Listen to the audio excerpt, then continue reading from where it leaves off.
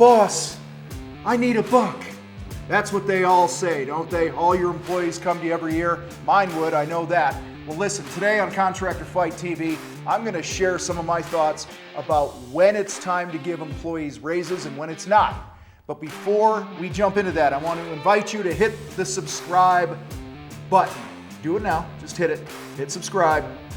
There you go. All right, let's do this.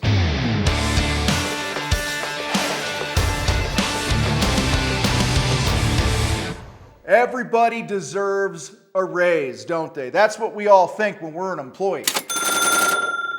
Like, we always think that we're worth more money to the company and this and that, and it's not always true, though many times it is. What?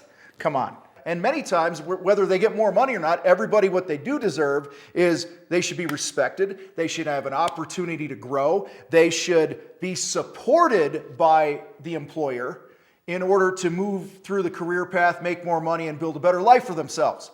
And one of the biggest questions that we get in our coaching programs and Battleground and this and that is, Tom, I just don't know when to give my people a raise. I'm confused because every single year they're coming to me saying, I need more money, I need more money. And I'll tell you what I think as an employer? I'd like some more money too.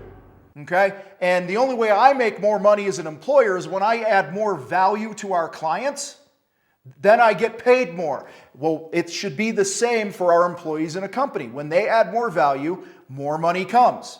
And so I want to share probably 3 or 4 things here, but I got 4 things here for you guys today. What goes through my mind when it comes to giving employees an increase in compensation. Guys, the first reason that you want to give somebody a raise is when they consistently exceed expectations. Now, I don't mean like they knock one job every quarter out of the park and you make way more money because production was better or whatever, or the salesperson that had a record-setting month and then he's been in the shitter for the next 4 months. Okay? I'm talking consistent performance of the expectations being exceeded from what you normally expect. The job description that you have for your employees is, if they honor the job description, that's not a reason to give them a raise. Okay? Hopefully you all understand that. That's just the job that pays what it pays. But when they go above and beyond. So here's an example. Let's say you have a foreman who comes to you and he's like, I want more money. And you say, I'd love to give you more money. Our expectation in this company is that our projects are done at a 50% minimum gross profit. So we sell it at least a 50, we produce it at least a 50, we work together as a sales and operations team to figure out how to make that happen. All right, that's our gross profit.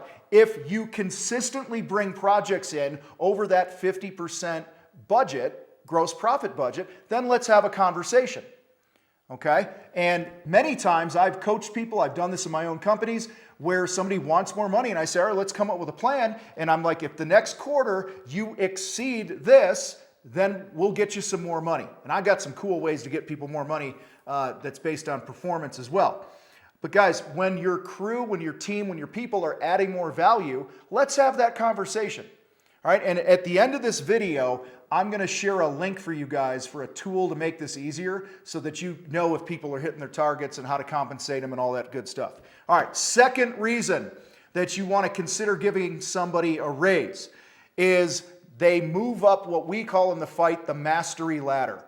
All right, this is nothing more than this. Here's this role in this company. What's the education, the skill sets, and the pay range for this? And in order to move to the next level in the mastery ladder, okay, they have to have a clear path of where to go in the company. And that once they master those skills, we're happy to move them up.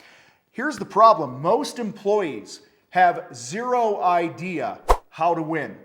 Most employees show up for work, and I believe for the most part they show up, they're good people, they're just trying to do their job, this and that, but there's no clear metrics on how they know if they're winning or not.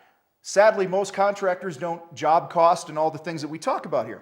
So we use the mastery ladder, like I said, because it's no bullshit. All right, this is what it takes. You want to move to the next level, this is the stuff you got to learn. Now, I said at the top of this video, you need to provide opportunities for people. You need to train them and coach them up, and you should be doing that. And the cool thing about the mastery ladder, guys, is you say, it's in your hands. If you want to make more, get better. That's it. All right, here's a quick shot on the screen of what our template looks like for our mastery letter. It's super simple, but it just gives you a visual. Check it out. All right, third reason that you want to consider giving somebody a raise, and this one's tough for me, but it's time and service. How long have they been with the company?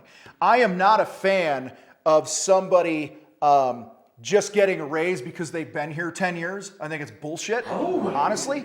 However, there is an exception to this rule that I make, and that's there are some people that are content showing up and just being a carpenter, being a laborer, being a painter. They don't want to run jobs. They don't want to move up the ladder. They like what they do. And those people, when they have a great attitude, there's no issues with them being on time and callbacks on projects and things like that. They're solid people.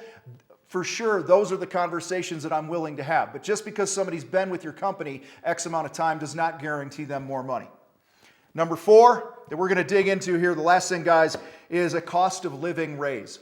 So currently, at the time of this recording, inflation is about 7%. Give or take, in our company. So guys, what that means, if somebody earns $20 an hour and you're going to give them a cost of living increase, you would give them $1.40 an hour to keep up with the cost of inflation. All right, and annualize, that's about $2,600. All right, so I think it does make sense to do that, which begs or makes the case for why you need to be profitable as a business. All right, so that $2,600 a year, okay, that you're giving them in that $1.40 raise in this case, guys, you're going to have to charge another $5,200 a year for that, okay, to pay for that if it's a 50% gross profit. So your compensation in this should provide an opportunity to outpace inflation every year, or your people are losing money. All right, so sometimes it makes sense for that, or a combination of all these things. So guys, listen, there's a lot that you have to get right if you're going to run a business, if you're going to build a team. And you cannot recruit or keep your people without being more profitable. You have to keep growing as an individual, as a business, as a team. Everybody has to continue to get better if everybody wants to make more money. Before we get out of here today, I want to remind you to hit the subscribe button, share this with another contractor. And listen, I said earlier I'd give you a tool to help you be more profitable on your projects. Go to thecontractorfight.com/job cost. Download that, use it to make sure that you're making money and you can take care of your team. You guys rock. I got to roll.